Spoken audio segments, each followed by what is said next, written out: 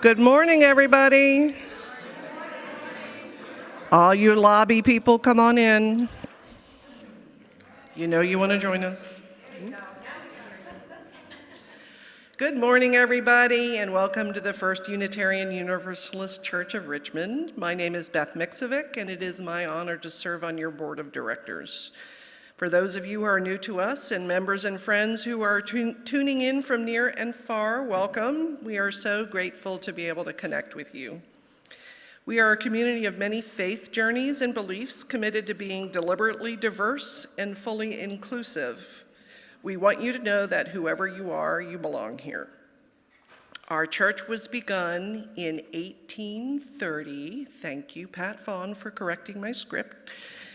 As a liberal Christian community, we are now a community of many faith journeys and beliefs united in a single covenant of care.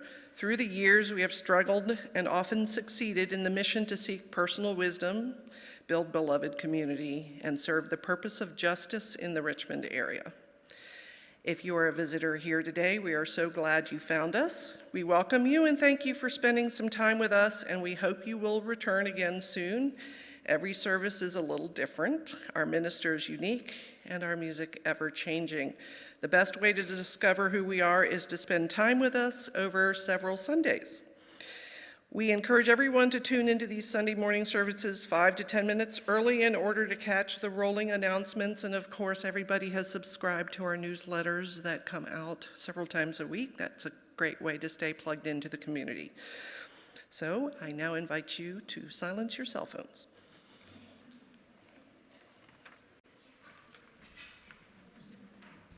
Good morning, and happy Father's Day, and welcome to this wonderful summer day that we're gathering together.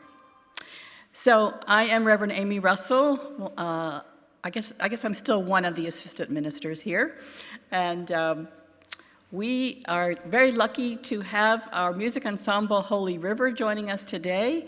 They are a local band who were based on some preserving the river as one of their themes, and they actually were co-founders of the Ponticello Food Forest that we gave for our Share the Plate last month.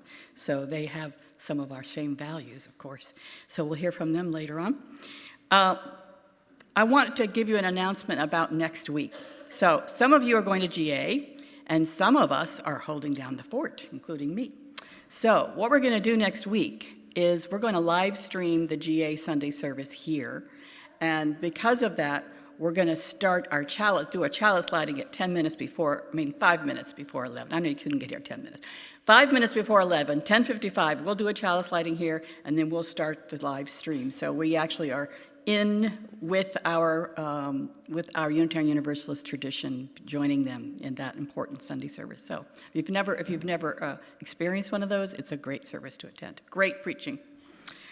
So if you all will take a minute, we're going to first introduce our visitors.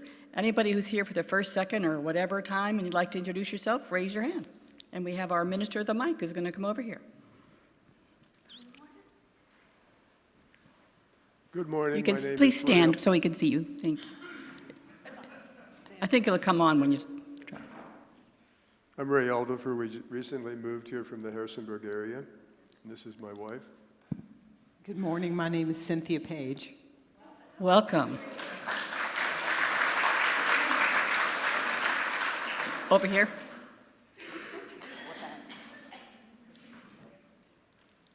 My name is Martha, and I'm from New Hampshire, and I'm here visiting my lovely sister-in-law, Linda Erickson. Wonderful. And I've been here before and enjoyed it so much, I wanted to come back. Great, welcome. And my brother was Peter Erickson, who is a big member here, so wanted to come back. Great, welcome. I promise I won't sing. Oh, we all sing here.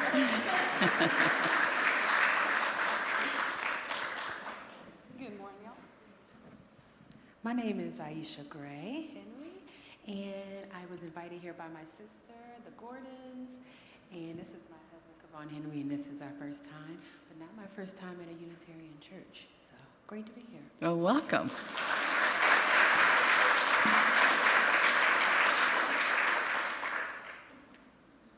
Anybody else? Okay. Would you take a minute and say hello to those around you? Do you mind if, right before I do the child sliding, if I say something about, like Father's Day and Juneteenth real quick? Just mention it.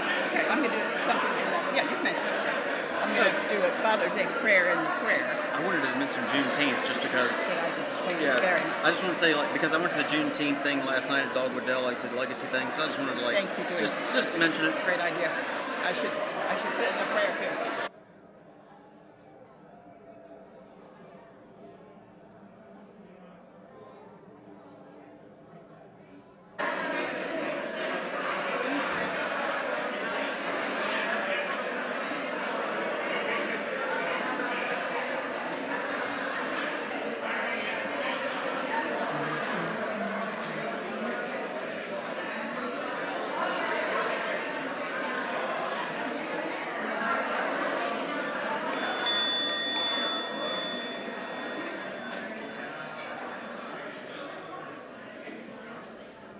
We want to thank you all for your generous donations to Fonticello Food Forest in Southside, our project, and please come and visit anytime that you can.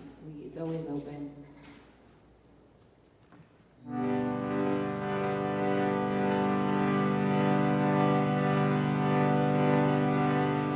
All the leaves are falling with the change of seasons. We will change with them, and the roots are widening to prepare for winter.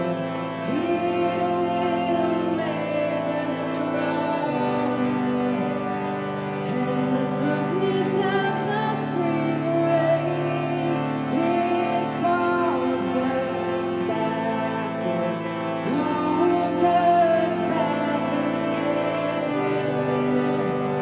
Though the meadows grow and bloom, we know the flowers wait to turn to fruit. Sing hallelujah, for the seasons grow us, change us as they do. Sing hallelujah, for the seasons grow us, change us as they do. And the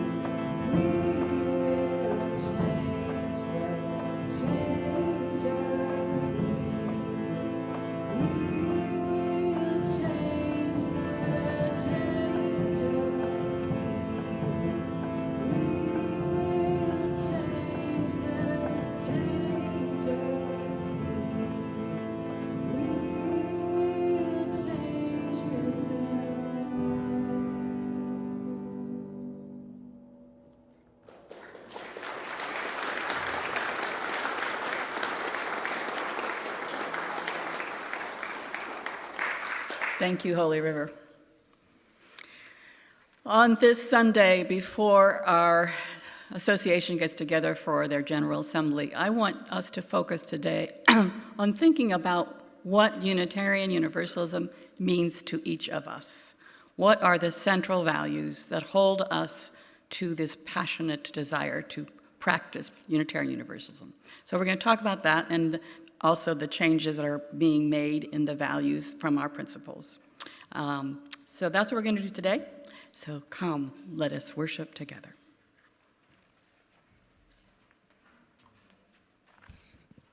I have a quick announcement as well this morning. Happy Juneteenth. I went to Dogwood Dell last night and danced to the Legacy Band, and that was a lot of fun. So check out the Festival of the Arts. It's coming up. And happy Father's Day to everybody. And yeah, that's all I got to say for my announcement. And now we will light the chalice, and this is Each of Us Ministers to a Weary World by Darcy Roque. There is too much hardship in this world to not find joy every day. There is too much injustice in this world to not right the balance every day. There's too much pain in this world not to heal every day.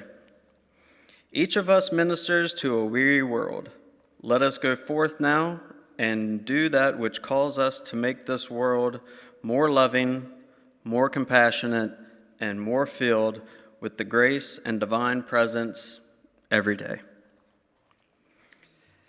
And now we will sing our opening hymn, if you'll rise in body or in spirit. It is 128, For all that is our life.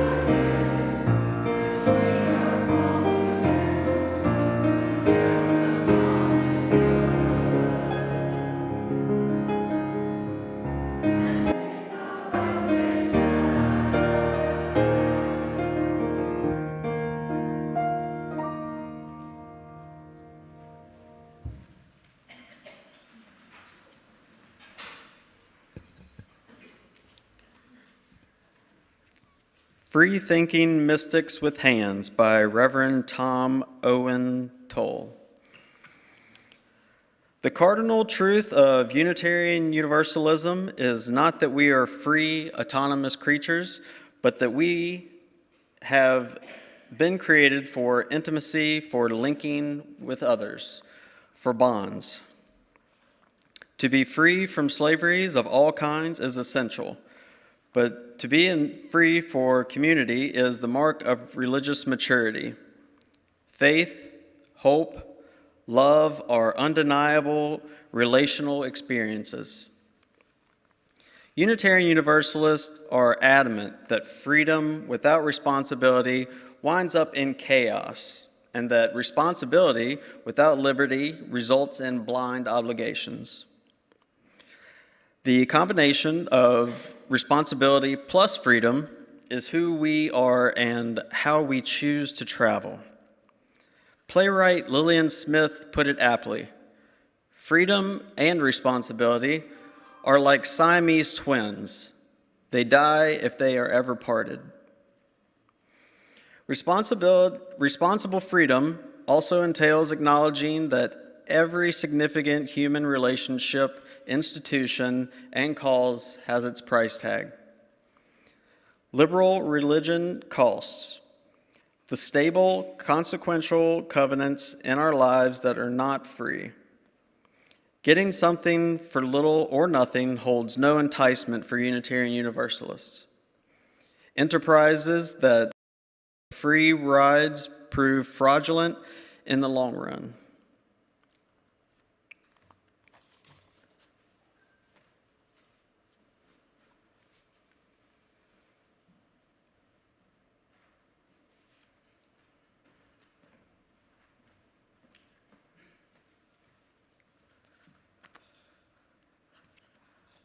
This month's Share of a Plate recipient was chosen by First UU's youth group. The youth have chosen Art 180, a registered 501c3 organization that was founded in 1998, operating offices in a youth art center and gallery in the Jackson Ward neighborhood of Richmond, Virginia.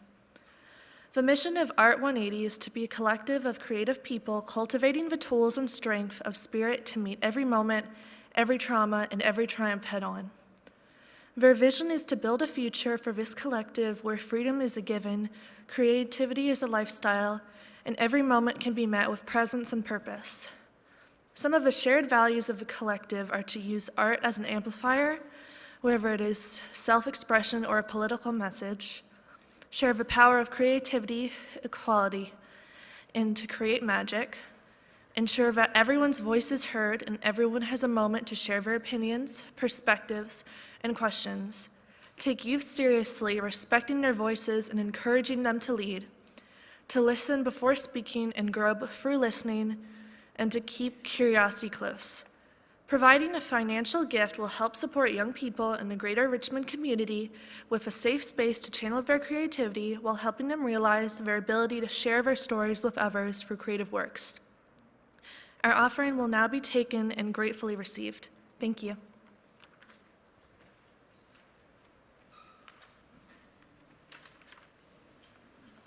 Thank you, Iris. Art 180 is a great place, and you'll see the ways to give on the screen here or at home, and our ushers will come around and pass the baskets, and you know how this goes. The offering will now be taken and gratefully received. Please give generously.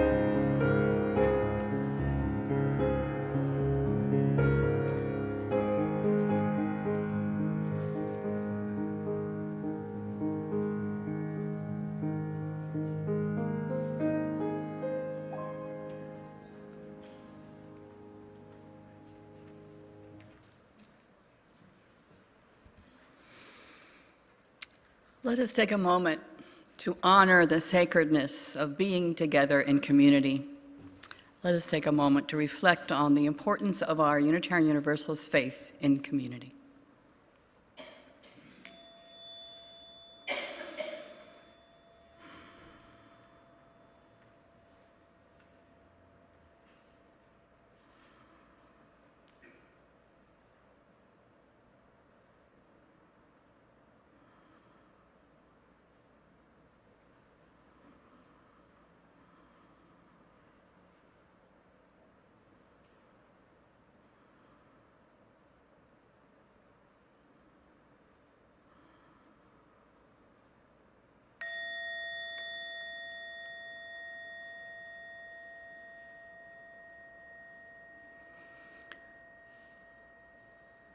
Spirit of life and love, we offer blessings to all the fathers and the fatherly who break cycles of toxic masculinity and disrupt destructive generational patterns, who model love that is soft and strong, who are patient while teaching and humble while learning. To all the fathers and the fatherly who love without condition and share equally in the work, who support all the queer and trans littles, who stay, who play, who apologize, who take their place in laboring beside others in the collective labor of liberation. Within, at home, and throughout society, thank you, and blessed be.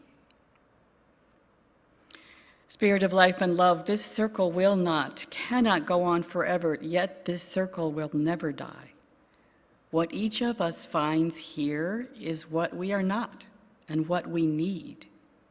It makes us whole being in community. It gives us strength to go out in the world beyond this holy community and to beyond the sacred space to begin yet another prayer, the prayer of our work, a prayer of living our values. Amen. Blessed be.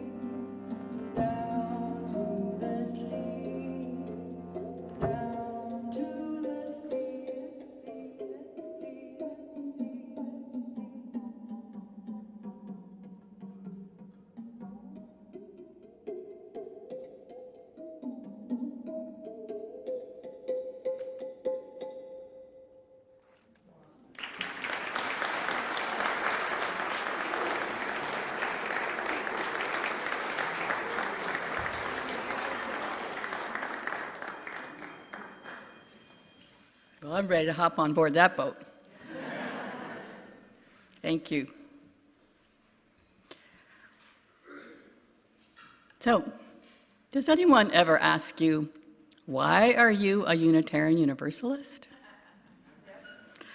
Do you have your elevator speech ready? Right? Good. So in your answer, do you tell them what you love about Unitarian Universalism?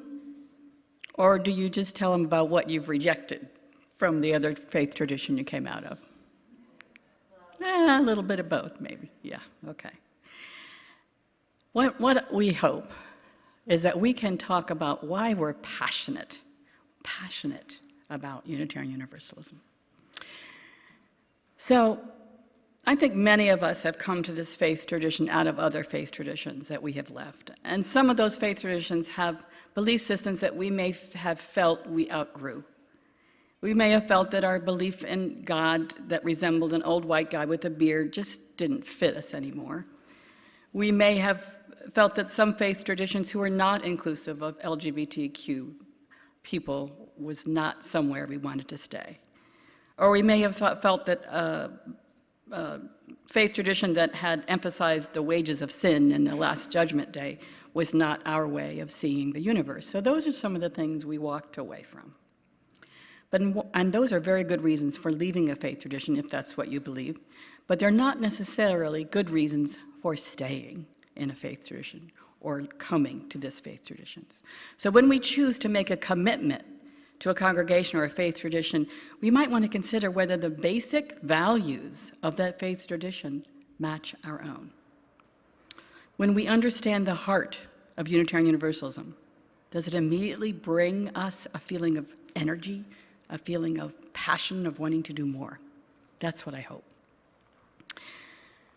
When I first walked into a Unitarian Universalist church, I was coming from 20 years in a Buddhist organization that fed me philosophically and gave me a good spiritual practice, but it did not encourage my rational thought, my intellectual capacity.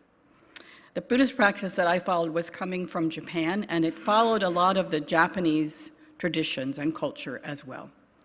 It was basically a fundamentalist form of Buddhism, if that's even possible. That's what it was.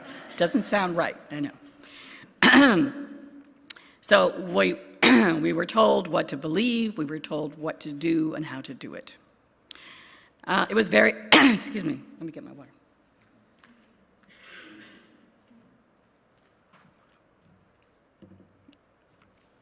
It was very patriarchal, and very hierarchical.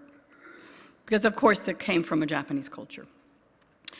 So after 20 years where I did benefit very much from the spiritual practice and continue to this day to call myself a Buddhist UU, what I did not find was a way to engage my intellectual mind. So I finally left. I found a UU church right in my neighborhood and wandered in on a Sunday morning, not knowing what to expect. And right away, on that Sunday morning, I found a place that engaged my mind, that filled my intellectual curiosity with thinking new ideas. And I found this preaching was astute and thoughtful and engaged me right away. So I came into UUism for my mind, but I stayed for my heart. I was struck by the freedom of thought apparent with diverse faith traditions being honored, but also by the expectation that each person should take responsibility to use their minds and hearts to help heal the world. Freedom and responsibility seem to be balanced in this faith tradition. At least that was the goal, I believed. As I began to attend the UU church, participating in the women's circle and beginning to get involved in helping to plan worship, I couldn't help but feel this level of excitement and commitment. I began to feel connected to this community by two central values that I recognized: pluralism, an honoring of all faith traditions, and justice, a way to take the deep-seated value I had of working toward a more just world. I could find that in this faith tradition. And in community, I felt the freedom I could continue to practice Buddhism as I always had, and respect all the other faith traditions that were present, and learn from them. And in community, I began to feel a responsibility to live my values. That was the important thing I found here. So I came to this faith for my mind, but I stayed for my heart. Later, after my husband and I had been members for a few years, my husband was diagnosed with non-Hodgkin's lymphoma. And we ended up spending many of our days in a clinic for him to receive his chemotherapy treatment. And you know, when you're sitting there for hours with someone, you start to talk to the patients and the families around you, and you get to know them. And you begin to share things that are important, because a certain chit-chat just doesn't make it when you're going through something that's you're holding on to your life. So we started to talk about our church. We'd only been members 3 or 4 years, but we were excited about it. We started to talk about it with people who asked. And we were sitting often next to this young man in his 20s who also had lymphoma. And after we told him about our church and that we were very involved in social justice, he looked rather dubious. And he said, I bet your church wouldn't want me there. And we were surprised, and we said, why? Why do you say that? He said, because I'm gay. And we smiled, and we assured him that, in fact, he would be welcome at our church. So he decided to come to church with us, and he started attending for a few months. And a few months later, he died. His mother came to our minister and asked very dubiously whether she could have a memorial service in our church. He said, of course, and we'll all be there with you to grieve. I came to this faith for my mind, but I stayed for my heart. Our association is discussing a change in our long-held 7 principles and 6 sources. This is the Article 2 proposal that Reverend Sherman spoke about earlier this year. Our current principles and purposes were last revised in 1987, and at General Assembly in 2017, there was a discussion of amending the principles to add an 8th principle. We've been talking a lot about that in the next few years since then. That principle addressed racism. And then there's been a discussion about amending the first principle, and instead of talking about people, but talking about beings, non-human life. There have been numbers of discussions. Anywhere you go into a UU church, you can hear a discussion about, let's change this principle, let's change that principle, let's change this word. We love wordsmithing in Unitarian Universalism.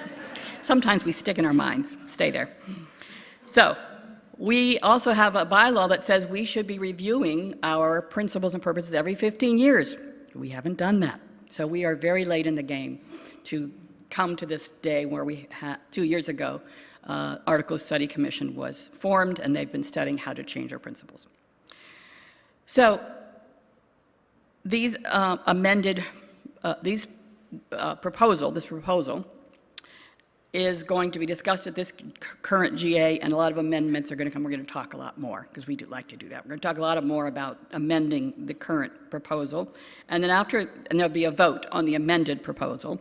And then that goes back to the study commission for this year, and then they will bring an amended, worked on version to the GA in 2024, when there'll be a final vote will be taken. So it's not all going to be wrapped up this year.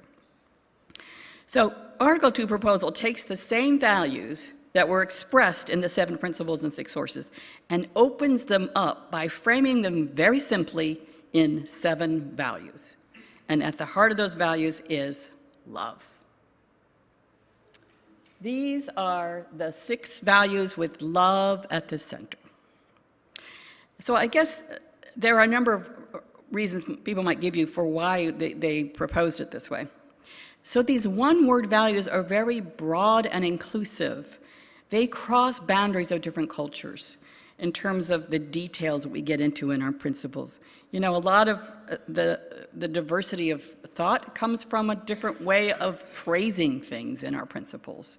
This allows us to have a simple word that we can agree covers a lot of territory. We may never agree on the exact language. We could talk about it for 1,000 years from now. We're never going to agree on the details of the language. But I think we might agree on a simple value. And what I think is really important is, for many years, people have said that the principles left them cold. They didn't feel warm to them. Well, we see this word in the middle. I think what was missing was this word love. It holds all of the values together and allow us to look at the other values through this lens of loving compassion. So for me, that allows me to consider this as the heart of our mission, love. The other values incorporate most of what was contained in the 7 principles and 6 sources. And as I go through them in the next minute or so, I want you to consider which of the values we talk about makes you passionate about Unitarian Universalism. Is it justice? If you care deeply about all the burning social issues that are coming up today over and over again that we thought we had put to bed many years ago, but here we need to fight them again. If justice is your main issue, here it is, one of the most important values of Unitarian Universalism. Is your top value pluralism? So if you are someone who cares deeply about respecting all the religious traditions, and you want to have what we called in our principles a free and responsible search for truth and meaning, pluralism is the way that we do that. Is your top value generosity? And is that because you are a very compassionate person and very grateful person and you want to be able to give back to the world what was given to you? Then generosity might be your top value. Or is it equity? Equity is where many of our inclusive values fall. Our LGBTQ issues, our anti-racist issues, many of our issues that have to do with equality and equity fall in here. Or is your top value interdependence? Whoops. Well, believe me, it's in there. I saw it this morning. Unless it went out the door. Somebody's still oh, here it is.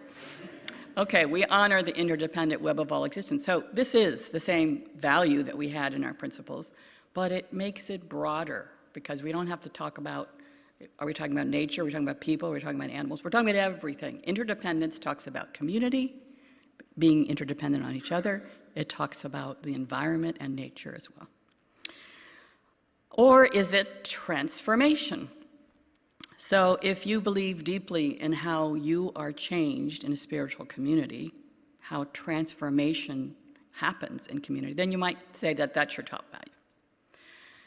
So what is central to you? We've got one for everyone, these beautiful values that we hold so dear. And I want you to think about your value as we ask Drew Fridley, our worship associate, to tell you about his.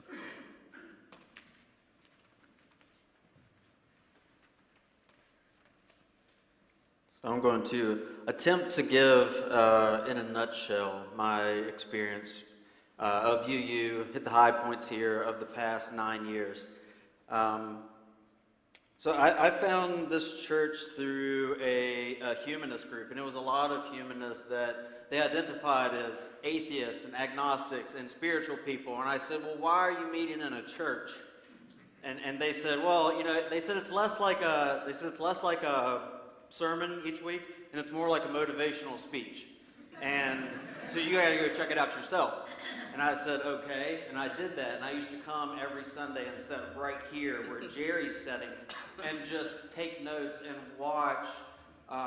As the first Sunday I came here and saw a phenomenal public speaker, Reverend Jean Pupke, who just, I can't even remember what it was, but she just like wrapped me in, and I kept coming back. And it was very fulfilling to see her each week speak. And then I got involved into some groups here, which I see some people here were in those groups, the memoir writing class and civil discussions, and these fulfilled me in an artistic way with the writing and the social justice and the issues and solutions we could come up with while we were talking during the civil discussions group. I went traveling for a few years, and this Richmond was like my home base for while I was traveling. And people emailed me like while I was gone. I felt very like tied to this community even while I was traveling. We used to have a podcast feed where they'd put out this sermon every Sunday, and I would listen to that while I was traveling around. I felt like very connected even though I wasn't here. People would email me and say, did you listen to this? Like, hey, how's Columbus? And like people were saying like, where are you? Some people just didn't even know I left. And they were like, where you been? And that made me feel very good. People noticed when I would leave, people noticed when I would come back. And when I came back from South America, people were like, let me see your photos. They wanted me to put together a whole night. We set up like a little dinner downstairs, and people came and looked at my photos, and I was like, wow, people care a lot. Like, it's really great to just be in the community. So I really loved that part. I feel very supportive for all of that. And it's like Beth said at the beginning, whoever you are, you belong here. And I have to thank Beth for reminding me. I almost came up here on stage with my shoes on today, and she reminded me not to do that. And that's something else I love about this community is because I'm a very unorthodox person.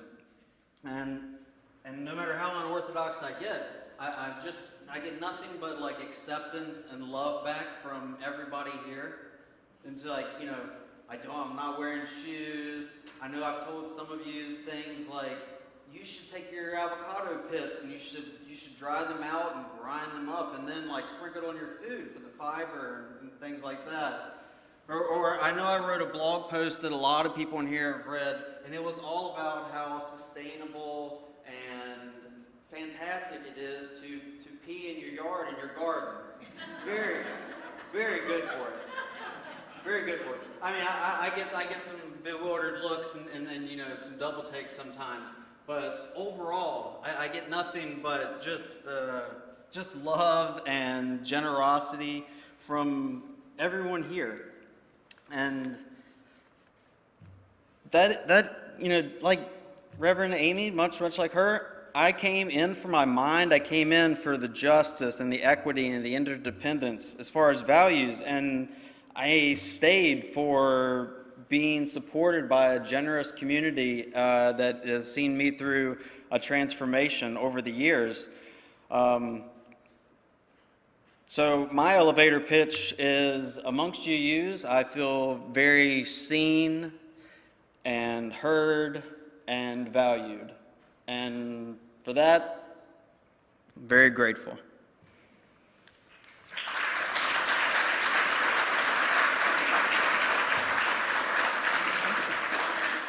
Thank you, Drew. So I hope that through reviewing these values, you will see the ones that really speak to you as well.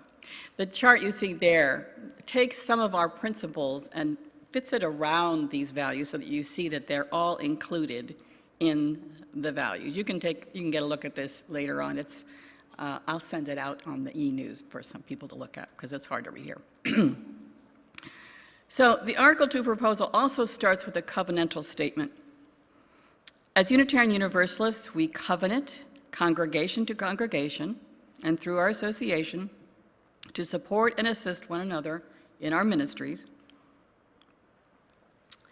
We are accountable to one another for doing the work of our living our shared values through the spiritual discipline of love. So we're accountable to each other in this covenant. We have responsibility to activate these values into our ways of life. Our reading today from Tom Owen Toll talks about freedom and responsibility. These are key values to any faith tradition.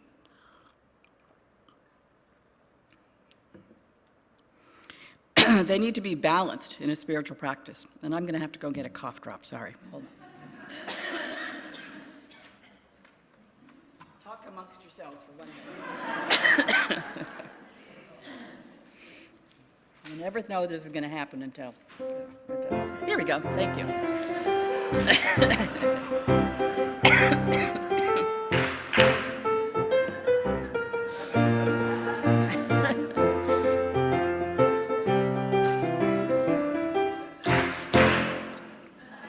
The paper was stuck. Wouldn't you figure? Okay. Freedom and responsibility. Hard to talk with this in my mouth. I'll try. So it's really important when we look about what's passionate about in our faith that we take the realization that we have the freedom to live these values out the way we want, but we must take the freedom to live them responsibly, to live them so that they will not hurt others. Right now, our association is being challenged. A group of churches and ministers have questioned whether there is truly freedom of speech in our movement right now. Some of you have heard about these challenges. There was a book written and distributed in our General Assembly in 2019 by Reverend Todd Eckloff. It was called The Gadfly Papers. How many of you have heard of this? The Gadfly Papers? That's what I was afraid of, that you hadn't really heard about it. So this was in 2019 when this book was distributed. It called into question whether the direction of the UUA at the time to pivot strongly to confront racism within our organization was necessary. The author and the others since then have rejected the naming of white supremacy culture as misdirected and overtly emphasized. So there have been many results from this initial challenge. Some people have been deeply offended that the book called into question the anti-racism work that the association has been doing since then, or before then. And many marginalized people were deeply hurt by the language belittling the work of anti-racism. Some agreed with the author that our anti-racism work felt like cancel culture to them. A harmful schism has begun to work its way through our association. Now, many years later, we have seen some ministers being attacked in their churches because of this. People who are saying that they are suppressing free speech because they don't agree with this group of dissenting ministers. There is currently a movement by the dissenting ministers to form a new association. They have actually come to the UUA and asked for money to form their own association. What arrogance is that? Seems to me that some of the passion that is being exhibited by the dissenting ministers is misplaced anger, which I now recognize as white fragility. It seems that the very significant discussion about anti-racism and its presence in our organization has been derailed into one of one-upmanship, an effort to win instead of to have a purposeful, interesting dialogue. In fact, the reason that Reverend Eckloff lost his fellowship, he was asked and dismissed from the Unitarian Universalist Ministers Association. It was not because of his views. It was because he refused to discuss his views with anyone. He was called into the Ministers Association to have dialogue, and he would not come. I'm telling you this because I think you need to know what's going on in our association. And while we had hoped this was just going to go away and we wouldn't hear about it, we are hearing about it more and more. And if you go to GA this year, you will hear more about it. So when I look at the 7 values we just talked about that we're proposing, I see something that encourages me in spite of all this conflict. The fact that love is at the center of all of our values.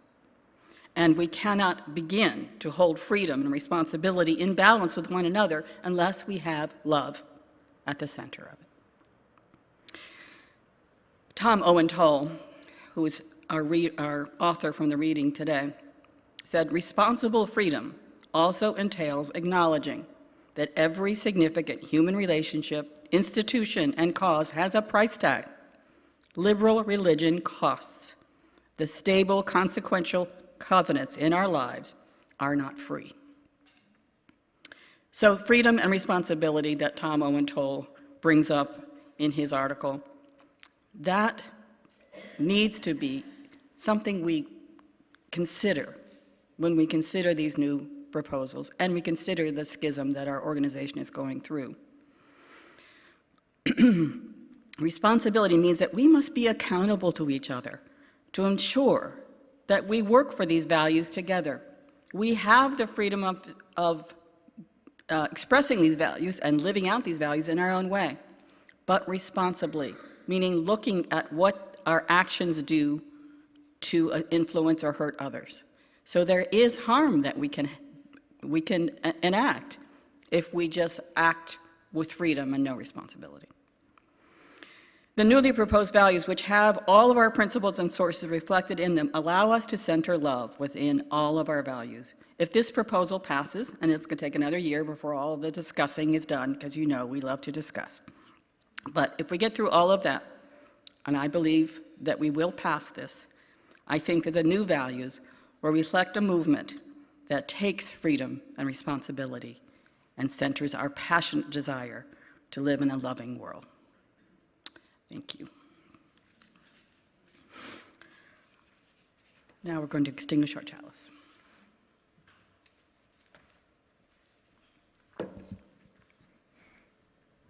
Our chalice extinguishing is from Brian Keeley.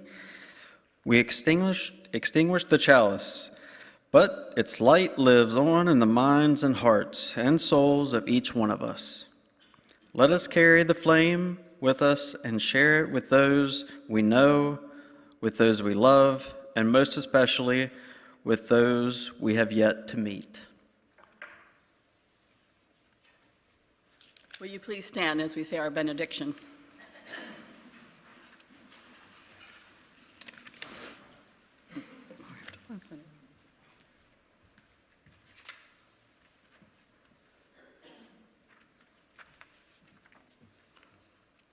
Our benediction is from Max Knapp. Many are the windows that will stay darkened unless we light them. It is our watch now. Come, great hearts. Come, dreamers and singers and poets. Come, builders. Come, healers. Come, activists. Come, those of the soil and those who command the might of machines. Carry this sacred flame and make the light the windows of the world. It is we who must be the keepers of the flame. It is we who must carry the imperishable fire. It is our watch now. It is our watch now. Please sing with me our closing hymn, Wake Now My Senses.